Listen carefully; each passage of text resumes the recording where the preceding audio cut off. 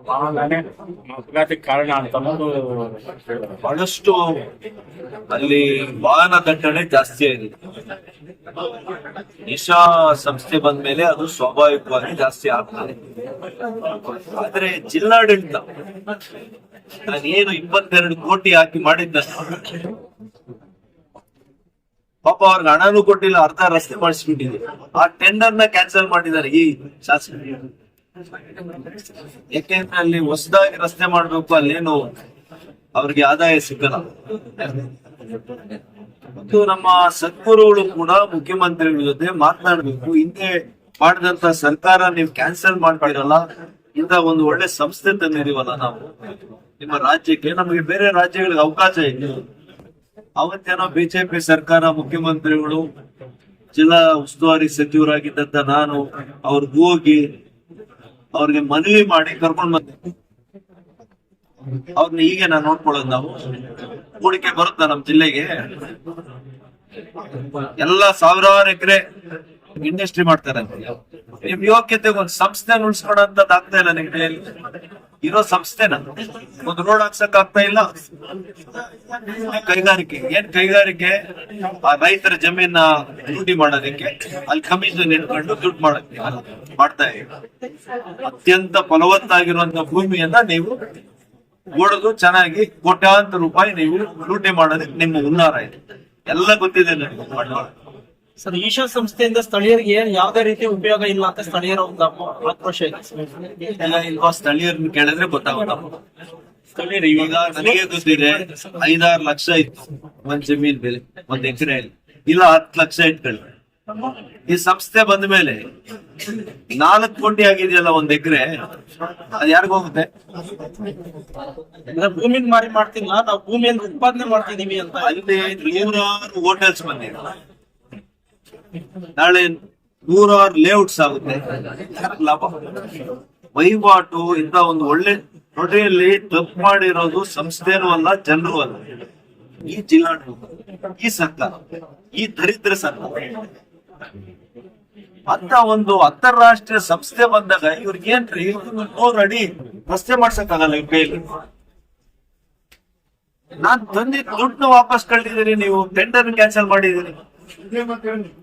ಇವ್ರಿಗೇನು ಮಾನ ಮರ್ಯಾದೆ ಇದೆಯಾ? ಇಲ್ಲಿ ಹೆದ್ದಾರಿಯಲ್ಲಿ ಅಪಘಾತ ಆಗಿರೋದು, ಹೆದ್ದಾರಿ ಪ್ರಾಧಿಕಾರ ಮತ್ತೆ ಮಾಡ್ಬೇಕಾಗಿರೋದು. ಅದೇ ಹೇಳಿದ್ದು, ಜಿಲ್ಲಾಡಳಿತ ಸಂಪೂರ್ಣ ವಿಫಲ ಆಗಿದೆ. ತಾಲೂಕಾಡಳಿತ ಬಿಡಿ, ಅದು ಸತ್ತೋಗಿದೆ. ತಾಲೂಕಾಡಳಿತ ಸತ್ತೋಗಿದೆ. ನಾನು ಬಿಟ್ಟು ಅವತ್ತೇ ಸತ್ತೋಯ್ತು. ಜಿಲ್ಲಾಡಳಿತ ಏನೋ ಉಳಿಸ್ತಾರೆ ಅನ್ಕೊಂಡೆ, ಅವರು ಮುಗಿಸಿದ್ರು.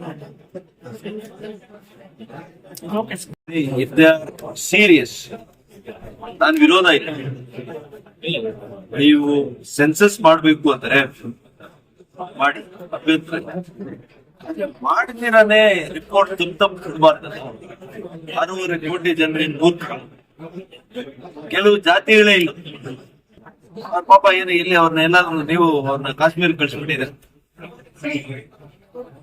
ಅಥವಾ ಬಾಂಗ್ಲಾದೇಶ್ಗೆ ಏನಾದ್ರು ಕಳಿಸಿದ್ರೆ ಎಲ್ಲಿ ಕಳಿಸಿದ್ರೆ? ಅನೇಕ ಜಾತಿಗಳ ಸಂಖ್ಯೆನೇ ಇಲ್ಲ ಅಂತ ಕೊಟ್ಟಿದ್ದಾರೆ. 0 0 0 0. ಒಂದ್ ಸಮುದಾಯ ಬಹುಶಃ ನನ್ಕೊತಿರೋ 2-2.5 ಲಕ್ಷ ಒಂದ್ ಸಮುದಾಯ ಇದೆ. ನಾನು ಹೇಳಲಿಕ್ಕೆ ಹೋಗ 3,000 ಅಂತ ಕೊಟ್ಟ. ನಮ್ಮ 4 ಜಿಲ್ಲೆಯಲ್ಲಿ ಕನಿಷ್ಠ 2ರಿಂದ 2.5 ಲಕ್ಷ ಇದೆ ಜನಸಂಖ್ಯೆ. ಒಂದೊಂದು ಕ್ಷೇತ್ರದಲ್ಲಿ 40,000 80,000 ಇದ್ದಾರೆ. ಜಾಸ್ತಿನೇ ಇಲ್ಲ, 5 ಲಕ್ಷ ಮೇಲೆ ಇರ್ಬೋದು. ಅಂತದನ್ನ 3,000 ಅಂತ ಕೊಟ್ಟವ್ರೆ. ಇದನ್ನ ನಂಬೇಕಾಗುತ್ತೆ. ಅವ್ರಿಗೂ ಗೊತ್ತಿದೆ ಇದು ಬೋಗಸ್. ಪ್ರವಾಸಿಗೆ ನಮ್ಮ ಕರ್ನಾಟಕ ರೂಪಾಯಿ ಇದ್ ಮಾಡಿದೆ, ಇದೊಂದು ರೀತಿ ಭಯೋತ್ಪಾದನೆ ಮಾಡಿದ್ದಾರೆ. ಆ ರೀತಿಯಲ್ಲಿ ಏನಾದ್ರು ಆಗಿದ್ರೆ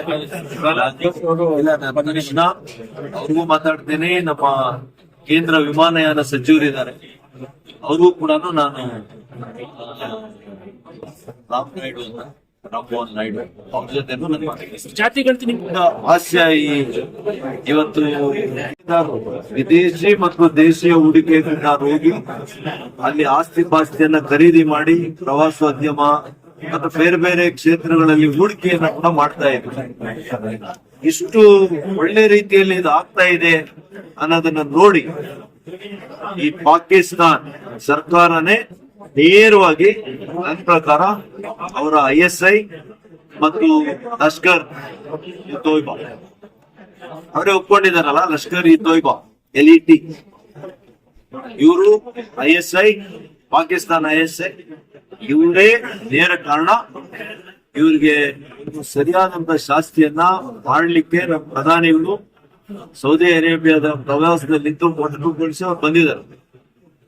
ಮತ್ತು ನಿನ್ನೆನೆ ಸಂಜೆ ನಮ್ಮ ಕೇಂದ್ರ ಗೃಹ ಸಚಿವರು ಕಾಶ್ಮೀರಕ್ಕೆ ಹೋಗಿ ನನ್ನ ಮುಖ್ಯಮಂತ್ರಿಗಳು, ಲೆಫ್ಟಿನೆಂಟ್ ಇವ್ರ ಜೊತೆ ಎಲ್ಲ ಮಾತನಾಡಿ ಮತ್ತು ಆ ಸ್ಥಳಕ್ಕೆನೆ ಇವತ್ತು ಅವರು ಭೇಟಿ ಕೊಟ್ಟಿದ್ದಾರೆ. ಗೃಹ ಸಚಿವರು ಎಲ್ಲಿ ಶೂಟ್ಔಟ್ ಆಯ್ತು ಅದೇ ಜಾಗಕ್ಕೆ ಹೋಗಿ ಇಳಿದಿದ್ದಾರೆ.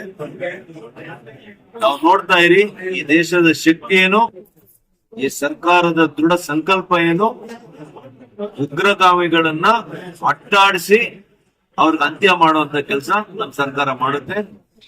ಅದರಲ್ಲಿ ನನಗೆ ಸಂಪೂರ್ಣ ಭರವಸೆಯನ್ನು ಇದೆ. ಸರ್, ಜಾತಿ ಗಣತಿ ಮರು ಸಮೀಕ್ಷೆ ಆಗ್ಬೇಕು ಅಂತ ಒಂದು ಒತ್ತಾಯ ಇದೆ. ಅಹಂಕಾರದ ಮಾತುಗಳು, ಇಂಥ ಅಪಹಾಸ್ಯನ ಯಾರ್ಯಾರು ಮಾಡಿದ್ರಲ್ಲ ಬಹಳ ಅತ್ಯಂತ ಮಹಾರಾಜರು ರಾಜ್ಯದಲ್ಲಿ ಎಲ್ಲ ಮನೆಗೆ ಹೋಗಿದ್ದಾರೆ. ಅವ್ರ ಮೇಲೆ ಕಂಡ್ಬಿಟ್ಟೆ ಇವ್ರ ಆಚೆಗೆ ಬಂದಿದ್ರು, ಇವ್ರ ಮೇಲೆ ಕಂಡಿರ್ಲಿಲ್ಲ. ಕಾಶ್ಮೀರದ ಪಹಲ್ಗಾಮ್ನಲ್ಲಿ ನಡೆದಿರುವಂತಹ ನಿನ್ನೆ ಬಹಳ ಖೇದಕರ, ಬಹಳ ದುರದೃಷ್ಟಕರ. ಇಂಥ ಉಗ್ರಗಾಮಿಗಳನ್ನ ನನಗೆ ನಂಬಿಕೆ ಇದೆ ನಮ್ ಸರ್ಕಾರ, ಕೇಂದ್ರ ಸರ್ಕಾರ ಸರಿಯಾದ ಶಾಸ್ತಿಯನ್ನ ಹತ್ತಿರದಲ್ಲೇ ಮಾಡ್ತಾರೆ. ಪಾಪ ಅಮಾಯಕರು, ಪ್ರವಾಸಿಗರು, ಹೊಸ ದಂಪತಿಗಳು ಧರ್ಮವನ್ನ ಕೇಳಿ ಕೊಲ್ತಾರೆ ಅಂದ್ರೆ ಮೃಗಗಳಿಗೂ ಕೂಡ, ಮೃಗಗಳಿಗಾದ್ರೂ ಸ್ವಲ್ಪ ಕರುಣೆ ಇರುತ್ತೆ, ಆದ್ರೆ ಇವರಿಗೆ ಕರುಣೆ ಇಲ್ಲ. ಇದು ಸಕಾಲ ನನ್ನ ಪ್ರಕಾರ, ಈ ಪಾಕ್ ಆಕ್ಯುಪೈಡ್ ಕಾಶ್ಮೀರ್ ಇದೆಯಲ್ಲ, ಪಾಕ್ ಆಕ್ಯುಪೈಡ್ ಕಾಶ್ಮೀರ್, ಇದನ್ನ ಇದೇ ಒಂದು ಇಡೀ ವಿಶ್ವ ಇವತ್ತು ನಮ್ಮ ಪರ ಇದ್ದಾರೆ, ಈ ಅನ್ಯಾಯದ ವಿರುದ್ಧ ಇದ್ದಾರೆ, ನಮ್ಮ ದೇಶದ ಪರ ಇದ್ದಾರೆ. ಇದನ್ನ ಒಂದು ಆ POKಯನ್ನ ನಾವು ಮತ್ತೆ ಮರಳು ಪಡೆಯುವಂತದ್ದು ಅವಕಾಶ ಗೊತ್ತಿಲ್ಲ, ಆದ್ರೆ ಇದು ಸಕಾಲ ಅಂತ ನಾನಂತೂ ಭಾವಿಸ್ತೇನೆ. Sir, Karnataka fitting reply, befitting reply. ಕರ್ನಾಟಕದ 3 ಜನ ಮೃತರಾಗಿದ್ದಾರೆ. ಶಿವಮೊಗ್ಗ ನೆನ್ನೆಯಲ್ಲಿ ಇದ್ದೆ, ನಾನು ಕೂಡ ಗೃಹ ಸಚಿವಾಲಯ ಮತ್ತು ನಮ್ಮ ಪ್ರಹ್ಲಾದ್ ಜೋಶಿ ಅವರ ಕಚೇರಿಯಲ್ಲಿ ಕೂತ್ಕೊಂಡು ಎಲ್ಲ ನಾವು ಮಾನಿಟರ್ ಮಾಡಿದಾಗ ನಿನ್ನೆಗೆ ಒಬ್ಬರು ಸಾವು ದೃಢಪಟ್ಟಿದ್ದೆ. ನಾನು ಇವತ್ತು ಬೆಳಿಗ್ಗೆ ದೆಹಲಿಯಿಂದ ಬಂದಿದ್ದೇನೆ. ಈಗ ನಾವ್ ಹೇಳ್ತಾ ಇದ್ರಿ 3 ಹತರಾಗಿದ್ದಾರೆ ಅಂತ ಹೇಳಿ. ನಾನು ಆ ಕುಟುಂಬಗಳಿಗೆ ನನ್ನ ದುಃಖವನ್ನ, ಸಾಂತ್ವನವನ್ನ, ಈ ದುಃಖವನ್ನ ಭರಿಸುವಂತ ಶಕ್ತಿ ಭಗವಂತ ನೀಡ್ಲಿ. ನಿಜವಾಗಿಯೂ ಕೂಡ ನನಗಂತೂ ನಿನ್ನೆ ಬಹಳ ನೋವಾಗಿದೆ. ಇದು ನಮ್ಮ ಪ್ರಜಾಪ್ರಭುತ್ವದ ವಿರುದ್ಧ 2019 ನಂತರ ಯಾವುದೇ ಈ ರೀತಿಯ ಒಂದು ಉಗ್ರಗಾಮಿಗಳು ಕೃತ್ಯ ಮಾಡ್ಲಿಕ್ಕೆ ಆಗಿರ್ಲಿಲ್ಲ. ಇವತ್ತೇನು ಪ್ರವಾಸೋದ್ಯಮ ಬಹಳಷ್ಟು ಒಳ್ಳೆ ರೀತಿಯಲ್ಲಿ ಅಭಿವೃದ್ಧಿ ಆಗ್ತಾ ಇತ್ತು ಕಾಶ್ಮೀರದಲ್ಲಿ.